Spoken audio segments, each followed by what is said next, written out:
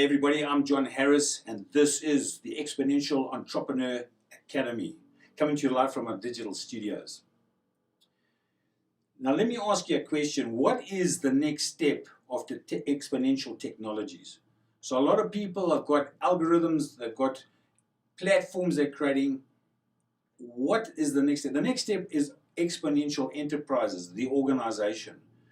It's okay as an individual. Remember, we spoke clearly about the two paths. As an individual, your content, your information, your story, which belongs to you, your own technology that can go with that you can launch something out to the world. But if you're going to scale that up, if you're going to have a growth company, and we spoke about all of these things, whether you're just generating some extra revenue, whether you want a lifestyle change, or whether you want a growth business. The second you start building up a proper enterprise, you're going to get into what we would call a proper organization, an enterprise. And for that, we have to have a slightly different structure in the new world. The old brick and mortar type businesses can have a lot of layers and a lot of jobs that are becoming obsolete with the power and the innovation of technology. So let's just think about some of these things.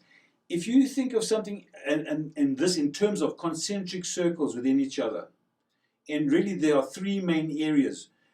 Bearing in mind, we spoke about your massive transformative purpose, your NTP, whether you have your own vision, something that's very, very important to you, and people talk about something that you might die for. I would rather say, what are you really willing to live for when you're under dire constraints, when you're under a death situation? What would keep you going? What would pull you through? That is your why.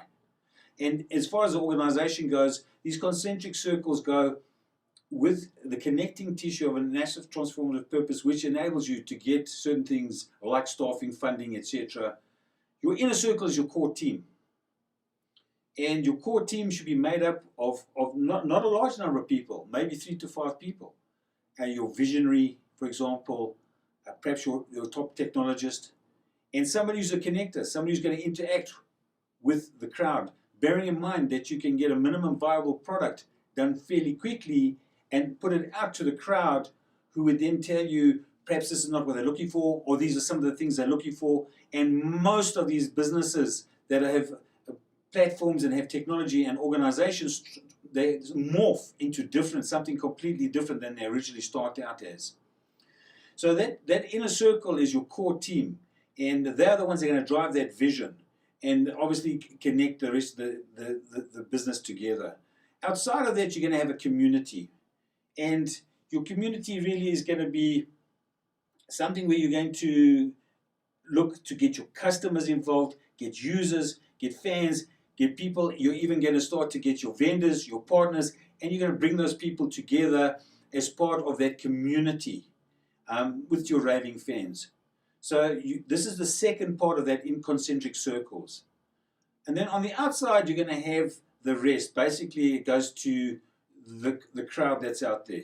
And you're not going to please everybody. You're not going to try and attract everybody. Obviously, we know we've spoken about marketing when we talk about information products. That on our information product side, as an individual, we've spoken about having the possibility of your marketing, and your message, and so forth. Here we're looking to actually scale this whole thing up to a business that is large scale.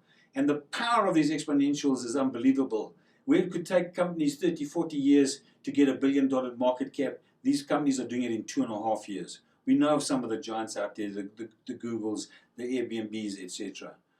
So the power is there, and people with a vision can now go and get a team together and then build out a very, very powerful platform that can solve some of the world's major problems, whether it's in the health industry, whether it's in new renewable energies, whatever it may be.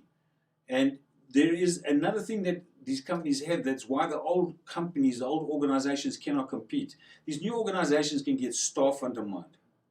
They can get office space on demand, co-working space. So they don't have to pay for things that are rigid, that are unflexible.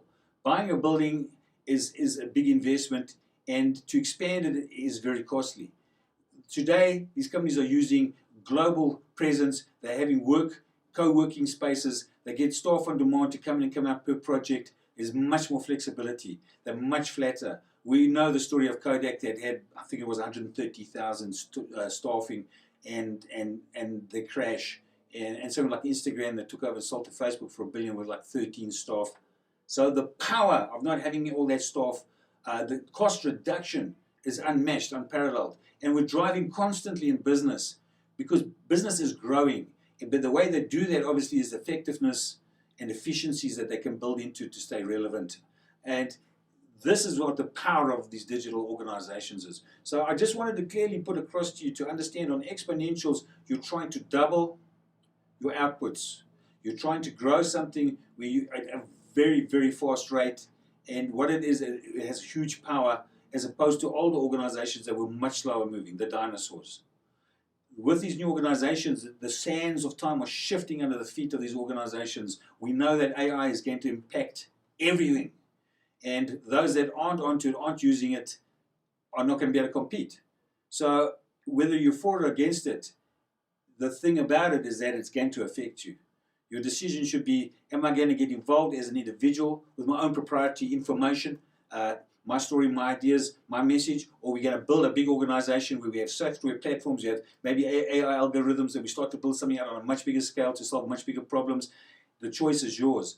But today is the day that it's abundant, it's available. You can start doing these things. People are doing them around the world.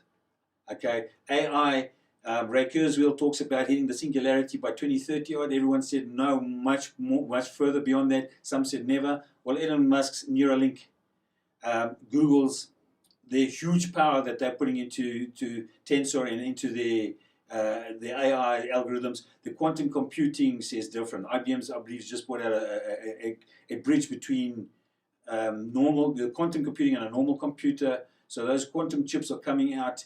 The computing power of Moore's law is escalating at the correct rate to Moore's law, and so forth. We may well have the singularity sooner than most people believe. At that point, there's going to be an issue as far as how relevant people are going to be when it comes to work. They talk about the future of work. The way I see it is going to have a much bigger impact than we think. There's always other jobs that come up. Up to now, tools that we have had from Stone Age have enabled us to do a job better. They've helped us. The tools we are building now in AI are going to do the work for us. There's a very big difference here. And one of the biggest issues is what's the relevance, how are we going to use our time in the future? And how soon is that future? We are changing. If you keep an eye out, you'll see things are changing on an hourly basis now. That's how fast the near the curve is on this exponential. So we need to be thinking about this, we need to be cognizant of it, but the opportunities are there as well. We're in a more abundant world than we've ever been in, and although there's a lot of problems, a lot more people have been brought out of poverty. A lot more people are getting involved in economies. So the positives that are spinning on this, health, big advances in health, in genomics, and in medicines. There's huge advances in education and the accessibility to education, to clean water. We now addressing, obviously we have to address climate change things. Technology and a change of behavioral change is what's going to matter. And that is the way we're going to address those problems.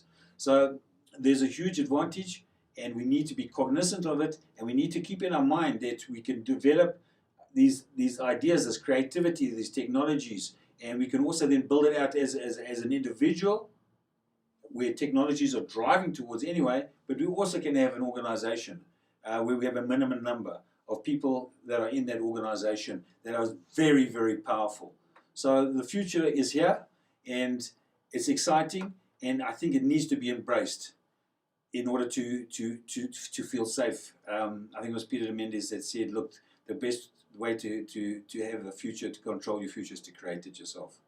So I hope you've got a few ideas here, and I hope that you'll start to think about things that are much bigger than you thought possible in the past, things that you thought you'd never even, it was a complete daydream, that you might think, wow, this actually may be possible, and it may be worth looking into and starting something. We'll see you in the next episode.